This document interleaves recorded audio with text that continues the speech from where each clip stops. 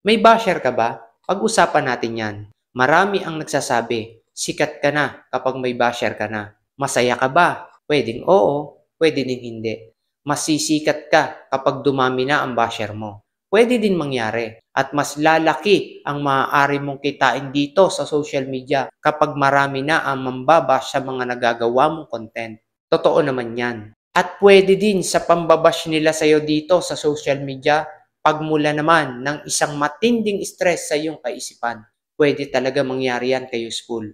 Sa totoo lang, sikat man tayo o hindi, maaaring magkaroon na agad tayo ng tinatawag na basher. Dahil sa bawat ginagawa at ipinapakita natin dito sa social media, hindi lahat sumasang-ayon sa mga nagagawa nating content. Ang pambabash sa bawat isa sa ating mga content creator ay nagmumula sa tinatawag na destructive criticism. Ito yung puna ng puna sa atin na hindi naman naaayon sa pinag-uusapan.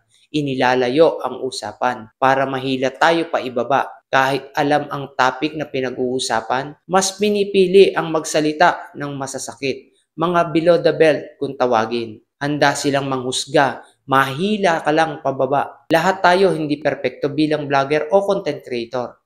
Normal ang may matatanggap tayo na kritisismo o pagpuna. May pagpuna sa atin na gusto lang nila itama ang ating mga nagagawang pagkakamali. Magkaiba yon sa pambabash na tinatawag. Kung may destructive criticism, may constructive criticism naman na maaaring makatulong sa iyo para mas malaman mo ang tamang dapat gawin. Tandaan natin na hindi lahat ng pagpuna ay matatawag na pambabash sa atin. Ikaw, ano ang ginagawa mo sa mga basher mo sa mga ginagawa mong content? Pag-usapan natin yan sa susunod na video.